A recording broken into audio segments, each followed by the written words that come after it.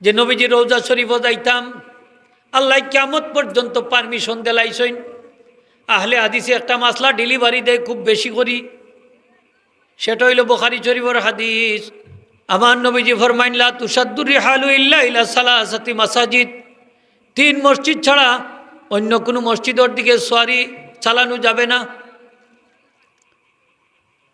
আমরা যে আগের এই যুগ তো বিদেশ যাইতে হইলে বিভিন্ন বাহন আছে, প্লেন চইরা যায়, ঠিক না নিখুক, এক দেশ থেকে আর দেশ। আর আগের যুগ আছিল বাহন, কিতা উট, গুড়া, গাদা, কচ্ছর, এইগুলা, ঠিক না নিখুকা।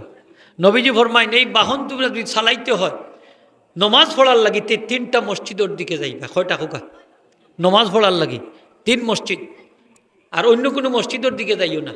এখানে দুনিয়ার যত মসজিদ আছে এই 3 মসজিদ বাদ দিয়ে যত মসজিদ আছে সব মসজিদের মান সমান।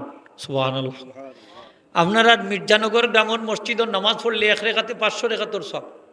বাইতুল মুকাররম ঢাকার বাইতুল মুকাররম মসজিদও নামাজ পড়লে 1 রেখাতে 500 রেখাতর সব। তাইলে আপনি 2000-3000 টাকা খরচ করিয়া এই বাইতুল মুকাররম যাওয়া আওয়া করলা, হ্যাঁ, নমাজ পড়ার লাগি, বেকার নাই। সৌকাতে আপনার আর জামে মসজিদে হরিল তো সমান সব পাইবা। তাইলে আর বাইতুল মুকাররমও অত টাকা খরচ করিয়া দেওয়ার দরকার আছে নি? দরকার নাই, হোকা দরকার নাই।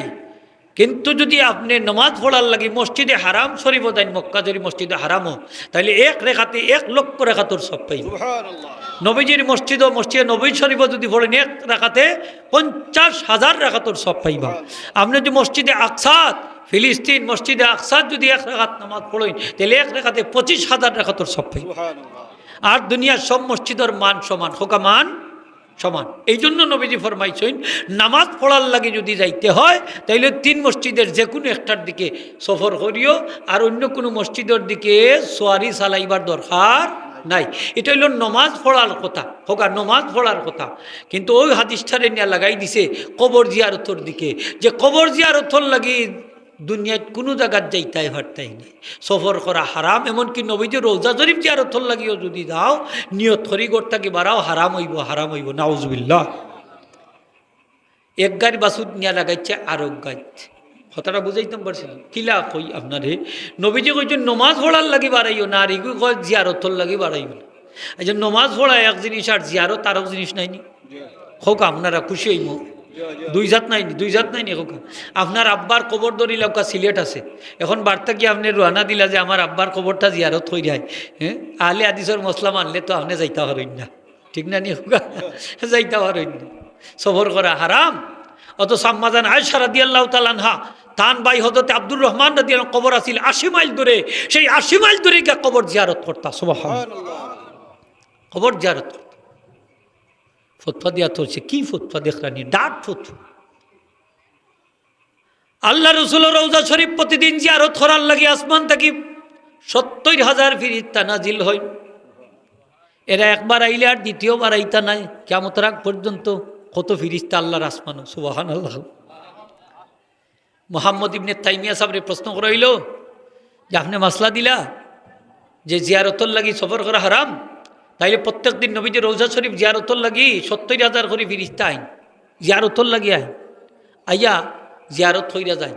তাইলে এদের ব্যাপারে আপনি কি বলেন? বলে তারাও কবিরা গুনাহগার, ফেরেশতা হলো কবিরা গুনাহগার। ফতোয়া দিছে দিবাল্লাহ, নাউজুবিল্লাহটা জুড়ে হোক, নাউজুবিল্লাহ। বুঝছেন নি? আপনারা তো কইবা যে হুজুর আপনারা হলে কইতা পারেন না, হোকাতে ইতা মশলা হওয়া যায় নি, হোক মাত্তা নাই নি আপনারা। বেটা দুর্গা পূজাত গিয়া কয় আল্লাহ অত বছর বাদে যে তো সুযোগ দিছই, হ্যাঁ, আল্লাহর শুক্রিয়া আদা করি আলহামদুলিল্লাহ। আমরা ফার্মনি দুর্গা পূজাত গিয়া কইতাম আলহামদুলিল্লাহ।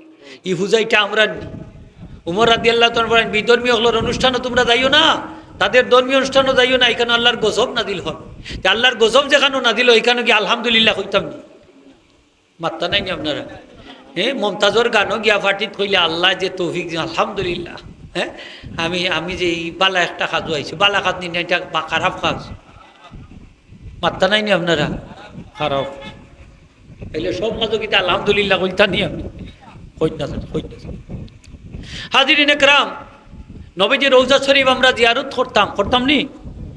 নবীজি ফরমাইন আমার উম্মতে যদি নিয়ত করিয়া একটা উদ্দেশ্য লইয়া আমি নবীজির রওজায়ে আথর জিয়ারত করে শুধুমাত্র আমার জিয়ারতের উদ্দেশ্য লইয়া আয় কিয়ামতের দিন আমার উম্মতর লাগি আমি নবীর উপরে হক হই যায় আমি তারে শাফাত করব সুবহানাল্লাহ কানা হক্কান আলাইয়া আন আকুনা শাফিয়ান ইয়াউমাল কিয়ামah একমাত্র যদি সে আসে আমি নবীর রওজা শরীফ জিয়ারতের লাগি আমি তারে শাফাত করা আমার লাগি হক ওয়াজিব হইজু ফতোয়া দিছে কি ফতোয়া দেখো এটা তো আইছে নামাজ পড়ার হাদিস এটা তো জিয়ারতের হাদিস নাই বাবা খেনে মানছরে আপনারা এই দুঃখা দিরা এই দুঃখা দেওয়ার লাগি আপনারা দায়ী থাকবা ঠিক কিনা না মাতুন না কেন হ্যাঁ জিয়ারতের লাগি বলে যাইতে পারতা না নাউজুবিল্লাহ হয় যদি যাও যাইতে পারবাই তবে নিয়ত করি লিও মসজিদে নবীত নমাজ পড়তাম এর লাগি দেই তোর নমাজর লাগি গেলাই আর বাদে জিয়ারত হয়ে যাই পাই ও কৌশল লিখাইয়া দে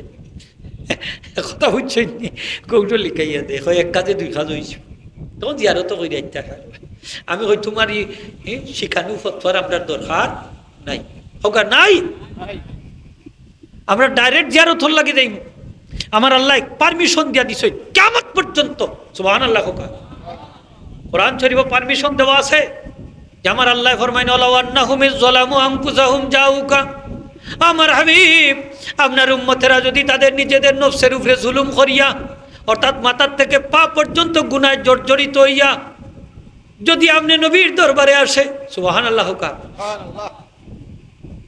জাউকা আপনার কাছে যদি তারা আসে জীবদ্দশায় আসতে পারে মরার পরেও আসতে পারে ঠিক না নি হোকা জীবদ্দশা হইতে পারে মরার পরেও আইতে পারে যাউকা যদি তারা আপনার কাছে আসে হোকা যাউকা যাও তারা আসে কা আপনার কাছে তাইলে উম্মত নবীর কাছে যাইরানি না যাইরা না আজকে ১৫০০ বছর আগে নবীজি প্রায় ইন্তেকাল ফরমাইছেন উম্মত যাইরানি না যাইরা না আচ্ছা নবীজির রওজা শরীফ জিয়ারত হ্যাঁ কিতাব এখন কোনো সময় বন্ধ থাকে খোলা নাই নি ২৪ ঘন্টা সূর্যে হয়ে যাইব খোলা নাই খোলা জিয়ারত করা না সব সময় জিয়ারত চলে নি না চলে চলে সব সময় জিয়ারত চলে সুবহানাল্লাহ হোকা কত দেশের মানুষ যাইরা নবীজি রওজা শরীফ জিয়ারত করা আল্লাহ পারমিশন দিয়া দিলাইছেন যে কিয়ামত পর্যন্ত যদি যাইতে থাকে আপনার নাকি যাওয়ার পারমিশন আল্লাহ দিয়া দিলাইছেন সে বন্ধ করে রাখিছে আল্লাহ এখন যাউকা যদি তারা যাউকা যদি তারা আসে যাউকা অর্থ কি যদি তারা আসে আপনার উম্মতেরা আসে আপনার দরবারে দরবারে মানে রোজায় আথরে হোক আর রোজায় আথরে যদি আসে ফাস্তাগফিরুল্লাহ আইয়া যদি আল্লাহর কাছে ক্ষমা প্রার্থনা করে ওয়াস্তাগফারা লাহুমুর রাসূলু আর রাসূলও যদি তারার পক্ষে আল্লাহর কাছে ক্ষমা প্রার্থনা করেন লাওয়াজাদুল্লাহ তাওয়াবার রহিমা অবশ্যই তারা আল্লাহর তওবা কবুলকারী হিসাবে পাইব রহমান হিসাবে পাইব গফার মানে তাওয়াবার রহিমা রহমান হিসাবে পাইব সুবহানাল্লাহ তাওয়াবার রহিম এটার পরিপ্রেক্ষিতে একটা ঘটনা আইছেন এনার নাম হইল আল্লামা আতবি কেউ কই উতবি যেসা তো আতাবি এক ওলি আল্লাহ নবীজি রোজা আতরের পাশে বইয়া মুরাকাবা করা ওই সময় এক বেদুইন ব্যক্তি আইছে নবীজি রোজা আতর আইয়া নবীজি রোজা আতরের কিছু মাটি হাতর মাঝে নিচে মাথার মাঝে মারেন আর ইয়া রাসূলুল্লাহ সাল্লাল্লাহু আমি অনেক দূর থেকে আইছি আপনার দরবারও আল্লাহ কইছেন ওয়ালাউ আন্নাহুম যালামু আনফুসাহুম জাউকা যদি আপনার উম্মতেরা নিজের নফসের উপরে জুলুম করিয়া অর্থাৎ গুনাহ লইয়া আপনার দরবারও হয় আইয়া আপনার উসিলা লইয়া দোয়া করে তাইলে আল্লাহরে তওবা কবুলকারী হিসেবে পাইব ইয়া রাসূলুল্লাহ সাল্লাল্লাহু আমি আইছি অনেক দূর থেকে গুনাহগার আপনি নবীর সুপারিশ আমি কামনা করলাম ইয়া রাসূলুল্লাহ আমি আল্লাহর কাছে মাফ চাইয়া আপনি আমার পক্ষে আল্লাহর কাছে মাফ চাও আপনিও আমার পক্ষ থেকে আল্লাহর কাছে ক্ষমা প্রার্থনা করুন হইয়া যারে যারে খানদের আর একটা কবিতা পড়ছে সুবহানাল্লাহ কবিতাটা কিতা পড়ছে জানেননি ইয়া খায়রা মান দুফিনাত বিল কায়ে আযম আমি নবীজিরে সালাম দেওয়া পছন্দ করি এর লাগি আমি প্রত্যেক দিন কষ্ট করিয়া নবীজির রোজা আতর হয় তখন তাই কইলা শুনো আমি তোমার একটা হাদিস শোনাইতাম নি যেটা আমি আমার পিতা ইমাম হুসাইন রাদিয়াল্লাহু তাআলা থেকে শুনছি তার পিতা আলী রাদিয়াল্লাহু তাআলা শুনছেন আর তাই নবীজির কাছ থেকে শুনছেন তাই কইলা হ্যাঁ আপনি শোনাও তখন তাই কইলা সেই হাদিসটা হইল নবীজি ফরমাইছেন